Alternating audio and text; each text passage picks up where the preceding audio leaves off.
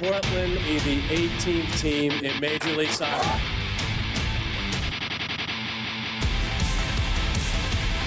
It's the City of Portland's championship. It is great to be home.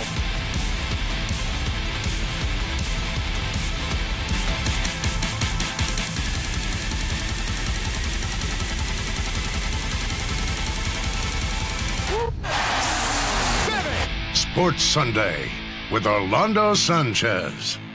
Oh man, what is good, everyone? Welcome to Sports Sunday. My name is Orlando, alongside the one and only Art Edwards. Oh yeah. How you doing, man?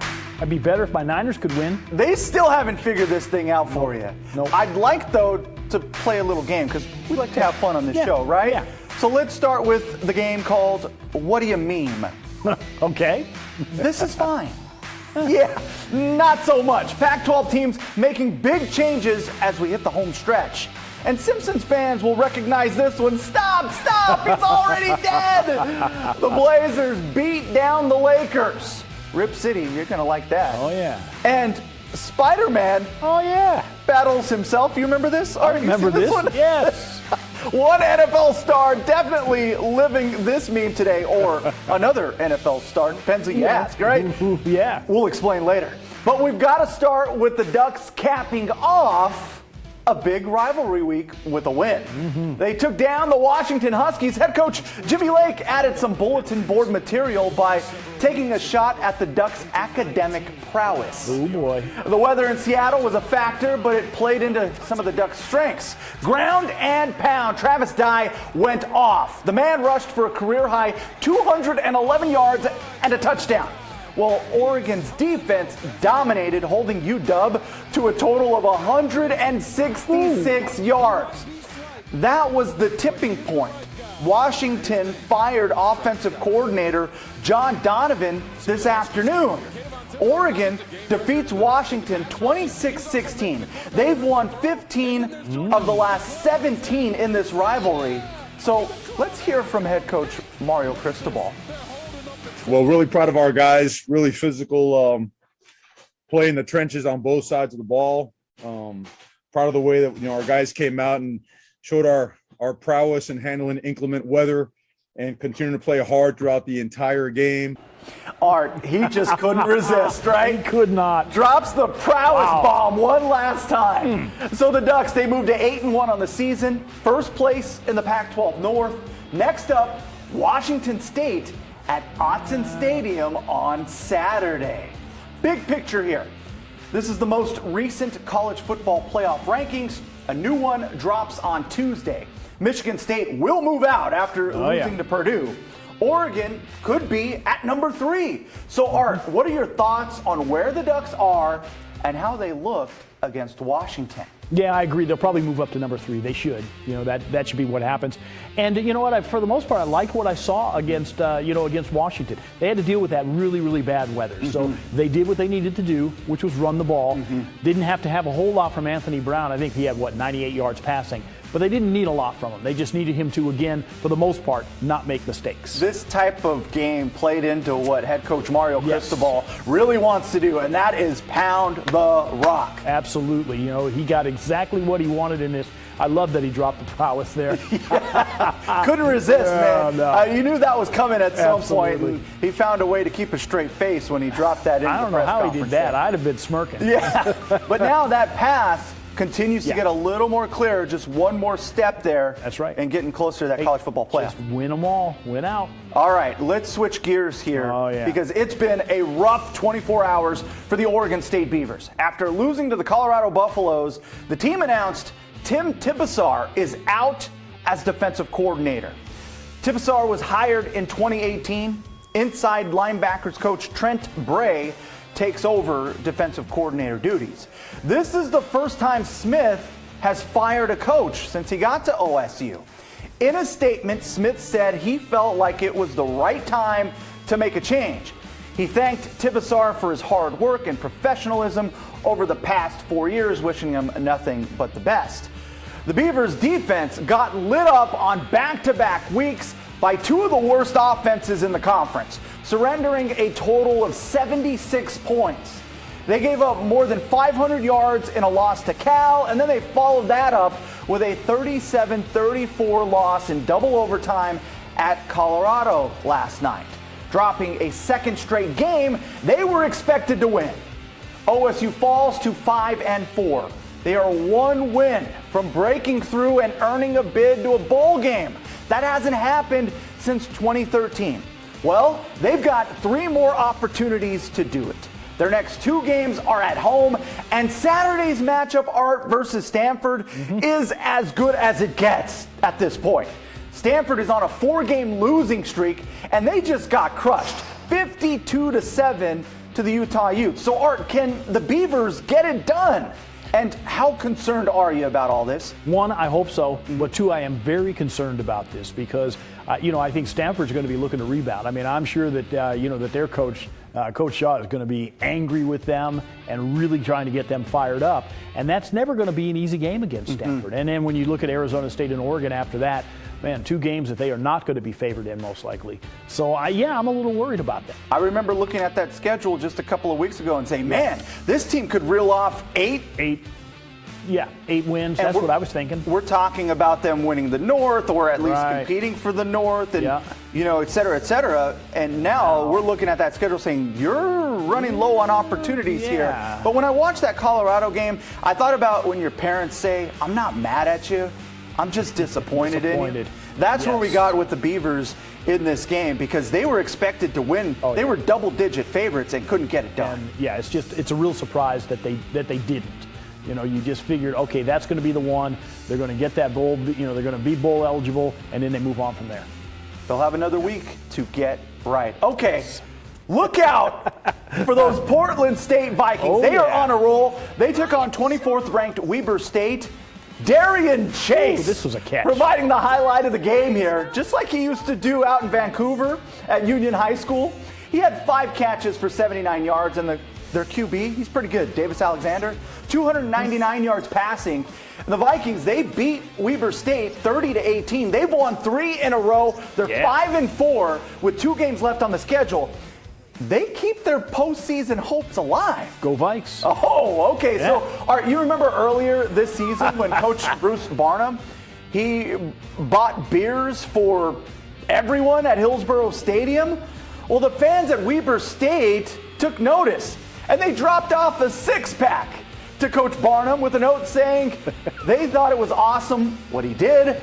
And so Barnum said he gave those suds to his equipment guys who threw backflips. Yeah, a handwritten note. That's cool. That's sweet. Love you don't see it anymore. No. Anytime beer can make the show, I'm a happy camper. There you go. Good stuff, man. All right, we've got much more still to come on Sports Sunday. Producer Craig insisted that Matt Ryan's kids make the show. Okay. The Ice Cubes are adorable, but their dad didn't make the show, even though the Falcons beat the Saints. You see what producer Craig did there? Smart guy. We'll run down the rest of the NFL's day, including Art's 49ers losing once again. Stick around, y'all.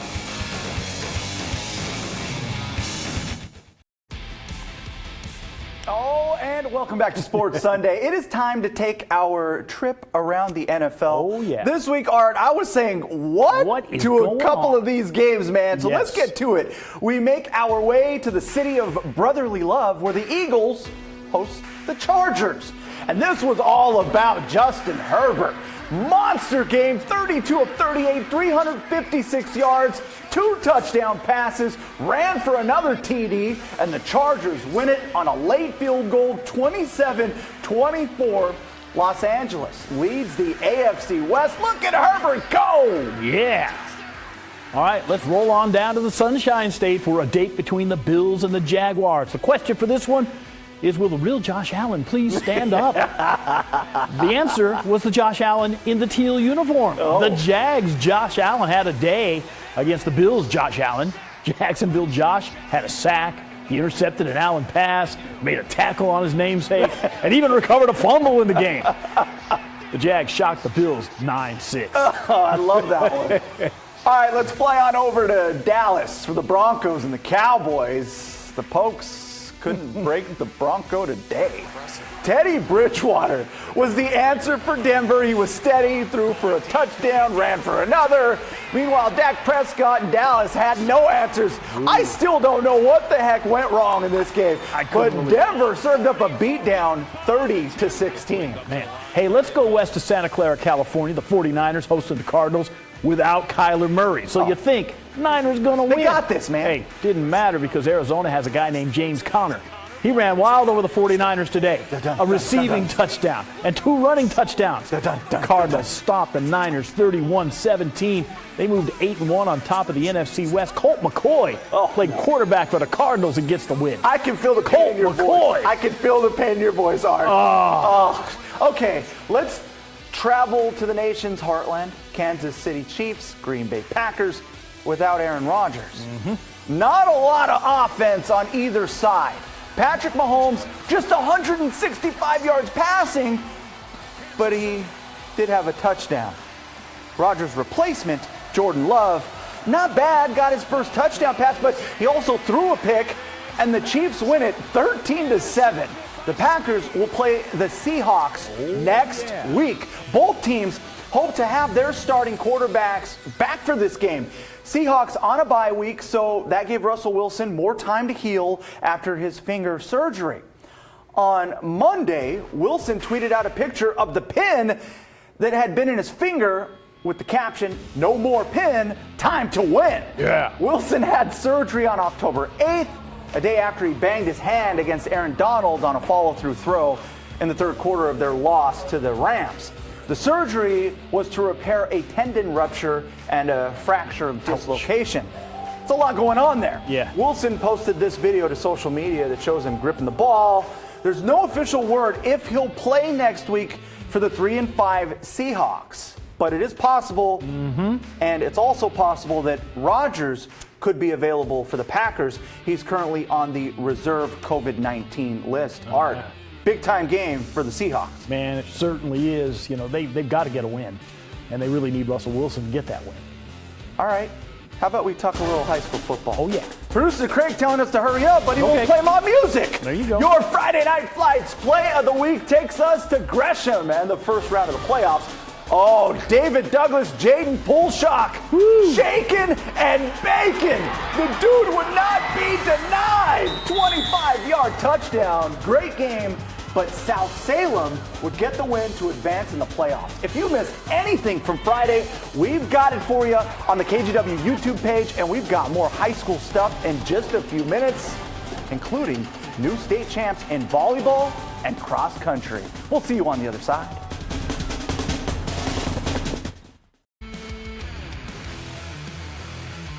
Joel Hofer in his first NHL game, a victory and an assist. What a start for the 21-year-old.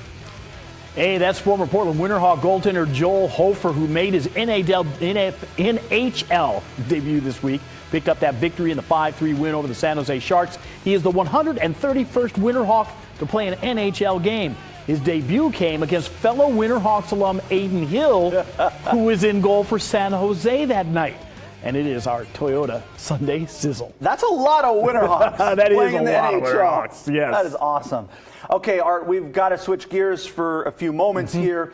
It's fair to say that life around Rip City will be dominated by this story. Multiple reports say the Portland Trail Blazers general manager Neil Olshey is under investigation for concerns in the workplace. At the heart of the matter, allegations that Olshey created a toxic work environment by bullying and intimidating employees. The team has hired a law firm to lead the investigation, and that interviews started this week. Sources told Chris Haynes of Yahoo Sports that multiple employees have had issues with Olshey's treatment of staff in the workplace. The report says this could take several weeks. Once investigators are done, they'll report directly to owner Jody Allen. Neil Olshey has not commented on the investigation. With all that going on in Rip City, the Blazers still had a game to play last night. yeah. The Los Angeles Lakers, they were in town, but LeBron James was out with an abdominal injury. Anthony Davis didn't play much, and the Blazers, well, they took advantage of that. Yusuf Nurkic, he went to work. 15 points, 17 rebounds, 22 minutes. That's how you get it done. Yes, it is. And Damian Lillard, he basically had his best game of the season, trying to work his way out of that shooting slump. He led the way with 25 points, 9 of 19 from the field. Portland dropped 42 points on him in the third quarter. Route was on. Blazers get the dub, 105-90. They've won back-to-back games. They're now 5-5. They'll visit the Clippers on Tuesday. But the Blazers are searching for their first road win this season. All right, got to come soon. Hey, Decision Sunday in Major League Soccer today. Timbers already knew that they were in the playoffs. They just didn't know who they were going to have to play. Portland finished the regular season in style over at Providence Park. Timbers rolled Austin FC. A little revenge here. First goal from Christian Paredes. Portland didn't stop there. Timbers strike again right before the end of the first half with some intense pressure, and the ball gets to Yaroslav Diaz-Goda. Bang, bang. He scores to give the Timbers a 2-0 lead. On cruise control from there, really, Sebastian Blanco. He scored the final goal of the match. Portland wins it 3-0. Timbers are now the number 4 seed, and they'll play Minnesota United in the first round of the playoffs at Providence Park. We're still waiting on the date. Oh, of that you know game. they wanted to send a message to Austin. Oh, yeah. All right, Hillsboro we go. Atmosphere on another level. Oregon 6A State Volleyball Championship. Jesuit versus Wesleyan, second set, and the ace marks the spot for Addie Hoover. Lions take that set 25-21, and Wesleyan kept the momentum going. Match point, and it is Ella Nordquist for the win. Lions take it in straight sets. It's their first championship since 2007. Love the celebration. That is great. The state cross-country championships took place this week. Lake Oswego's Kate Peters won the girls' 6A individual title. James Crabtree of Sherwood is the 6A boys individual champ. And Jesuit High School won the boys' 6A team crown.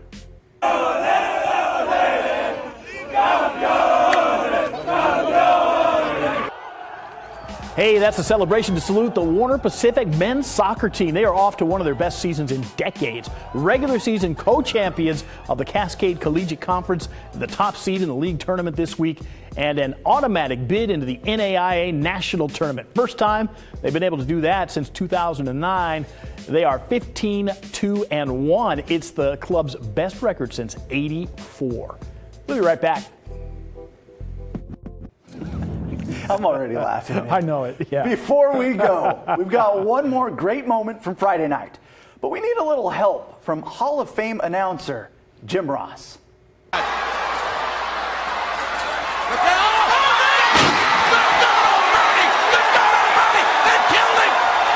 Okay, maybe not, but that's Brock Thornburg. He's even got a pro wrestler's name, stealing a page from WWE star Randy Orton, the RKO before the game. Fitting, since Camus knocked out Mount Rainier's playoff hopes. The Papermakers are the 5th seed in the state tournament. They'll host Puyallup next Saturday. Kelso and Skyview also on the state 4A and 3A state tournaments. Art, your thoughts on the execution there? Well, it looks fabulous. You know, I had no idea what those kids were doing. When I saw that, I was like, what is going on here in Camas? I said, well played, boys. That's how you start a game. Absolutely. Don't get hurt out there, guys. But that was a lot of fun. We appreciate you for watching it. We leave you.